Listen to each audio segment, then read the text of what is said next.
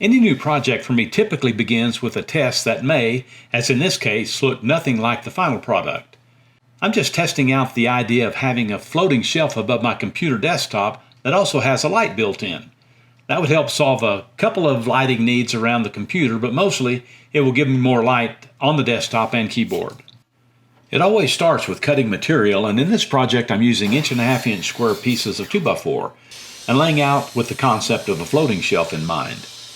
The only unusual thing about this is the center section is going to be pushed out a little bit to about 16 inches in order to make room for the light to be installed. So constructing this shelf is going to be a little out of the ordinary.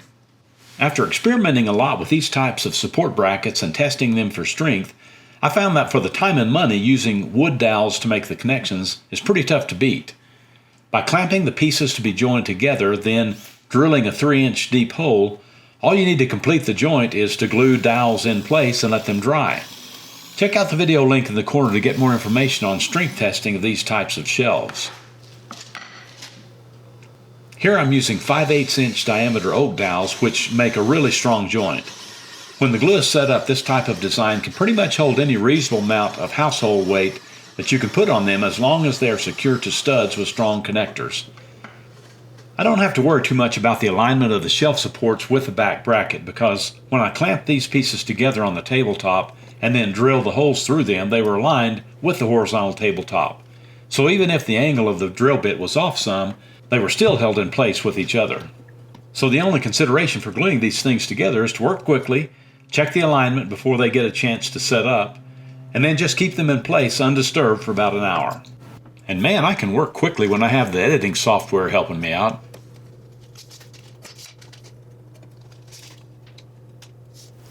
Since the shape of my floating shelf is what it is, I'll be able to make use of some smaller pieces of scrap hardwood that I have in the shop.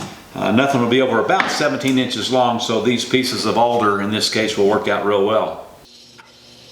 To prep the hardwood trim, I cut the material into 2-inch wide strips. The reason that dimension is 2 inches, with the shelf support structure being 1.5 inches thick, I'll be adding top and bottom shelf pieces, which are each 1/4 inch thick. That means I need the 2-inch wide strips to cover everything. It'll all make sense in a minute. To each piece of the trim, I'll cut a 1/4 inch by 1/4 inch notch called a rabbet joint to allow my trim pieces to cover the support structure and also the edges of my 1/4 inch shelving material. That way I end up with a very nice looking finish with everything in place and sanded. I've just marked these shelf support brackets with lines that I want to cut in order to allow my pieces of trim to line up with it. And that will just make these pieces of trim much easier to run when I get to that point in assembling the shelf. Now if I use my support bracket as a template for the shelf pieces and add a 1/4 inch width to the shape, I get shelves that will snug up right next to my trim pieces with the rabbet joints when they are installed. This is a little like learning to color up to the lines in preschool. Just try to stay on the line as closely as you can for best results. No room for free spirits here. Now you have a little more freedom when you're trying to get to the angle you need to make this next cut. Sometimes it's best just to hack away at it until you get to the point where you better get back on the line.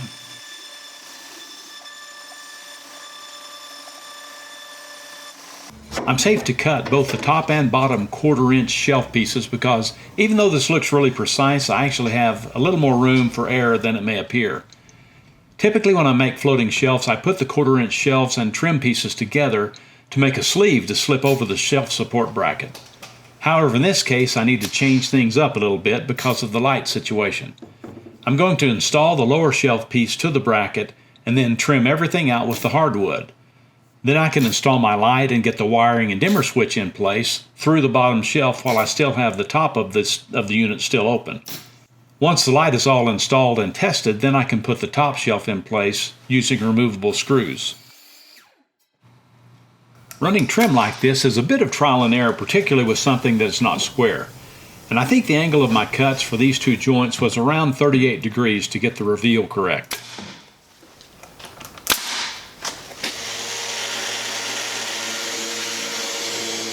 My LED light fixture calls for a 3 1/4 inch hole to mount in, and then it has a 1/2 inch trim to cover the edge of the hole, so precision here is not terribly important. There are so many options for lighting on the market these days, it's not difficult to find something that will work. I just needed a thin profile that would fit within the 1.5 inch depth of my shelf support brackets. Hey, I like the way that's looking. This seemed like the best time to stain the shelf and put a couple of coats of polyacrylic on it, which is a very fast drying finish. Since the top of my shelf is going to be the last thing I put on, and the fact that it's elevated quite high above the floor, it's never going to be seen. So I'm going to put just a blank panel without any stain or any finish on it, just to give me something to place things on. It needs to be removable in case I ever need to get to the light or ever want to remove the shelf. And I'll be able to take the top off, pull the lag bolts, and the shelf is ready to go someplace else. This fixture is also able to mount to very thin ceilings, which is helpful in this situation. I debated for quite a while where to put the light switch and if I really needed a dimmer or not. In the end, I decided to go with a standard dimmer and mount the switch to the underside of the shelf. That way it's easily accessible and I have the option of dimming the light if I want to. And in the end, I'm glad I did that.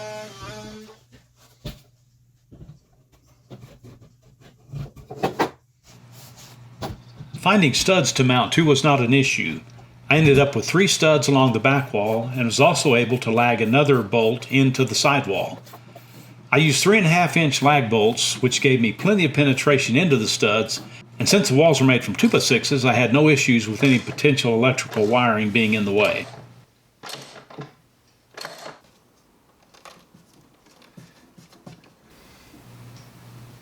And now it's time to see if all this effort has really paid off. I mean, not only does the light need to work, but it needs to light up my desktop too. So far so good. Hopefully it will turn out to be helpful on some of those late nights at the computer. I'd love to have you subscribe to my channel, and you can do that by clicking on that button on the left side of the screen. Also check out the video on the right, which hopefully you'll find interesting as well. There's always something going on around Dobbs Workshop, so check back regularly and see what you may have missed.